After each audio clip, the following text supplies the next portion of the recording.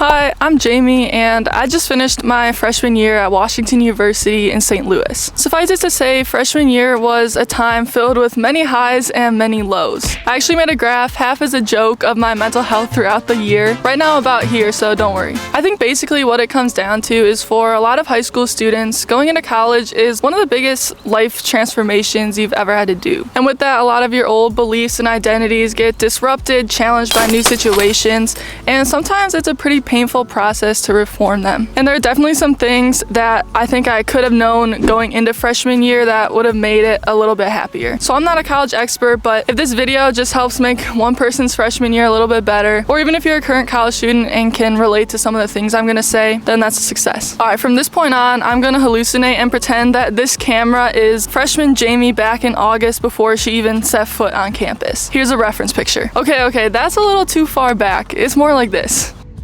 I'm gonna start with a few more of the tactical day-to-day things, but towards the end it's gonna get pretty philosophical, so pay attention. First off, I just wanna say don't worry too much. Overall, I think you did a lot of things right in terms of seeking out new people and opportunities. I just think it could have been a little bit easier for you. First, you're gonna meet literally hundreds of new people, and I promise eventually it does get easier to remember everyone's names. And when you see someone you kind of know across campus and you're in doubt if you should wave and say hi or not, just do it. You're happy when people do that for you. Second, reach out to upperclassmen or even faculty members if you see someone doing something you think is cool. Just sending an email or a text and asking to talk for like 30 minutes or an hour, going to professor office hours, just seeing the new opportunities that are out there, because a lot of people are really happy to share their experiences. 3, keep a consistent exercise routine. This is something you actually were pretty good at throughout the year, whether that's weightlifting, swimming, running, just something to get your mind off classes. Also, one of the best experiences of freshman year was in February when you decided to sign up for half marathon 2 months from then and you were not in half marathon shape. It ended up being awesome though. 4, go to as many Cardinals games as you can. WashU will hand out free tickets some of the time. Just go grab a group of friends, even if you should be studying for a test.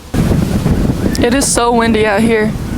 Now for the more serious topics, which are the ones that really ended up taking a toll on your mental health. First, to set some context, one thing that really caught me off guard entering college is how competitive the club scene is. And this is mostly for fields like business and pre-med that a lot of students are interested in. But it's not uncommon for certain clubs to have like 10-20% or less acceptance rate with multiple rounds of interviews, but there are plenty of clubs that are just fun and a good time also. So you applied to some of these clubs like everyone does and ended up receiving 7 rejection emails. And some of these were multiple rejections from the same clubs. So this lesson is related to competition. And I'm not really sure competition is the best word for it, maybe standards or something along those lines. But what it comes down to is WashU, just like any college, is full of smart kids who are all motivated to achieve amazing things. And so I know a big part of your identity right now, even if you don't necessarily realize it, is being a high achiever, and especially in the context of your high school, which is, the only kind of backdrop you've had to compare yourself to people against. This is why I'm hesitant to use the word competition, because it's not like everyone's out to get each other, but it's kind of inevitable to compare yourself to other people at times. So receiving all 7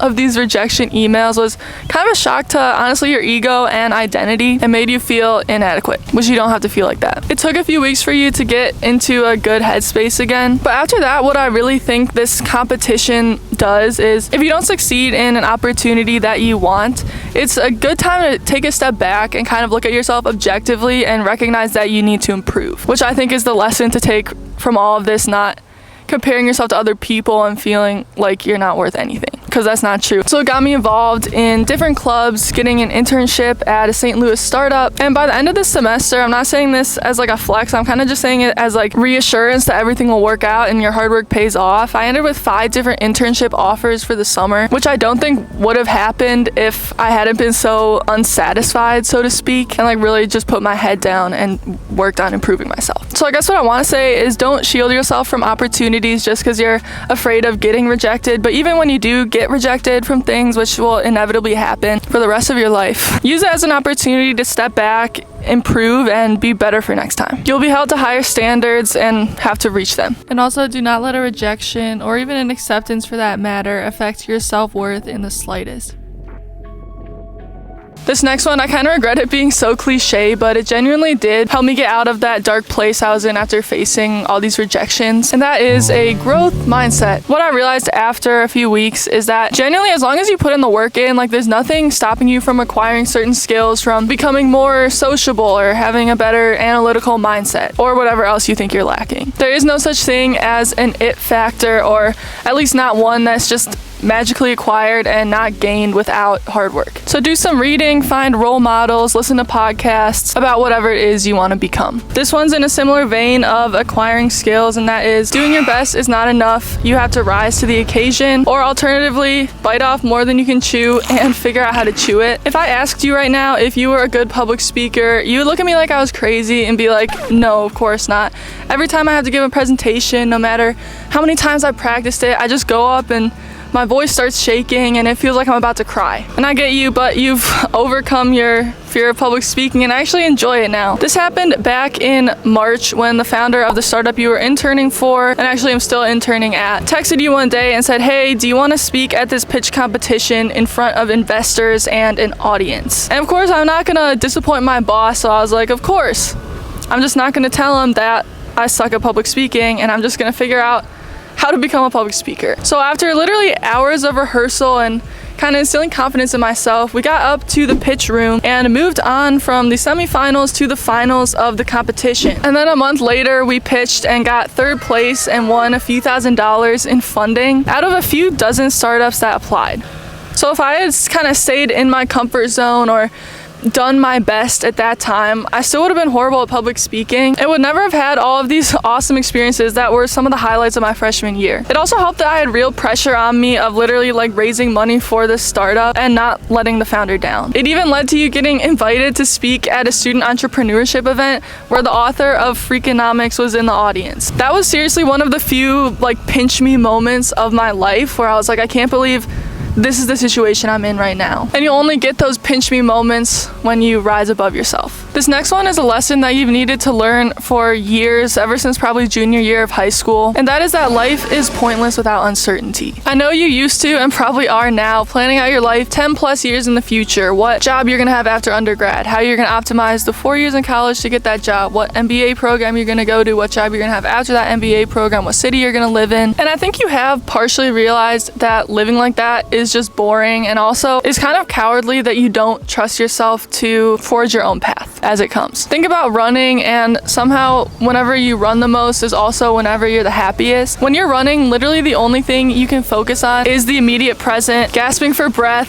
thinking just about how you're gonna get through this next mile. And honestly, that's one of the purest forms of living, is just being focused on the immediate present and having that mind-body connection. Okay, so this is stuff you kind of already know and have already realized, live in the present, all this cliche stuff. But I know it's kind of hard to cope with because you think, well, if I don't plan everything, then nothing's gonna happen and I'm not gonna be as successful as I think I'll be or want to be. So it's better to just play it safe and have a plan. I agree it's good to have a general trajectory. When I really embraced this lesson though is when the Supreme Court Justice Sonia Sotomayor came to speak at WashU in April. And we're talking Supreme Court Justice, like she's one of the most successful people in the whole country in terms of occupational prestige. And she told all of us that all you can really do in life is focus on doing each opportunity you have in front of you to the best of your ability, your absolute best, and just trust that that will lead on to slightly better opportunities. And you'll have that positive trajectory. If you think you can plan everything out, A, not everything's going according to that plan, and B, you're blocking yourself from opportunities that might be more aligned with what you actually want to do and will make you happier in the long run. So life is pointless without the uncertainty. What's the point of living the next 45 years when you already know exactly what's gonna happen? All right, this is the last lesson chronologically that I learned, but is also the most poignant, and that is nonconformity. I'm gonna try not to make this cliche. In order to follow your own path and do things you genuinely enjoy, you're gonna have to give up external prestige, at least partly. So Jamie, for a minute, close your eyes and imagine your dream life. It's probably starting a business, right? Or being some high-up executive at a creative tech or media company. Whatever it is, you're gonna have to break from the traditional path at some point to achieve big things. And I know you came into college, like seriously, I'm talking to you right now, and you thought, I'm gonna do everything I can for 4 years just to optimize my chances at landing a consulting job after graduation. And I'm not passing judgment on anyone else, but for you, honestly, when I think back to that, it's just sad. Pursuing a career just for the sake of that company or that title. If inevitably to lead your dream life, you're gonna have to break from the traditional path at some point, then there will literally be no easier time to do it and explore your interests than in college. So if you're too cowardly to pursue your own interests now and instead want to check off these boxes and go down kind of the funnel that it feels like a lot of business students are going through, then when will you ever actually be strong enough to follow what's important to you when it's only gonna get harder? This bug is chilling right now.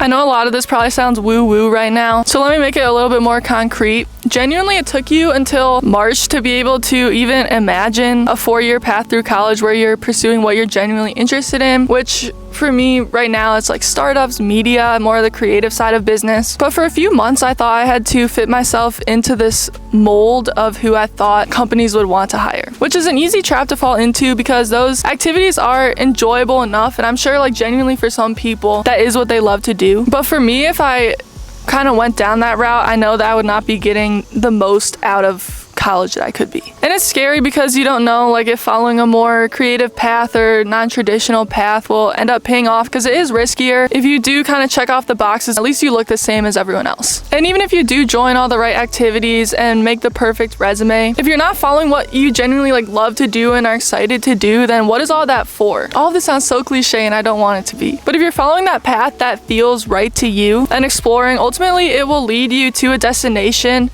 that you'll enjoy more than just forcing yourself into some box that you think you're supposed to fit into. This goes along with the last point. Just focus on each opportunity and ultimately trust that it'll lead to the right thing. There's a quote in a book I'm reading right now, 0 to 1, that I love that goes something like, "The crowds are only competing for obvious prizes." You might be like, well, you just talked a few minutes ago about competition with other people. Isn't nonconformity the complete opposite of competition? Exactly. That's why I was hesitating to use the word competition. It's more like standard, where you're surrounded by energized people collaborating, all doing their own thing, which means you also have to kind of rise to that level. It's not direct competition. It's like you're all feeding off each other's energy. Yeah, so nonconformity. Don't just do what everyone else is doing. Find what you love to do, what you're excited about, do your best at it, and trust that it will lead you to the right destination long term. And maybe this path will lead to that dream consulting job or whatever field I end up going into. I'll let you guys know in a few years. Also, please be aware of my own limitations of knowledge, experience, and perspective. I'm only 19. I've made it through 1 year of college, and this is just what I think right now. For this exact reason, pretty frequently throughout the year, I would talk to my RA, who's a senior, about the different things I was going through and some of these lessons, which I would definitely recommend. Like, do not hesitate to reach out if you need help or just want to talk over something you're feeling or thinking. But I asked him one time about how do you balance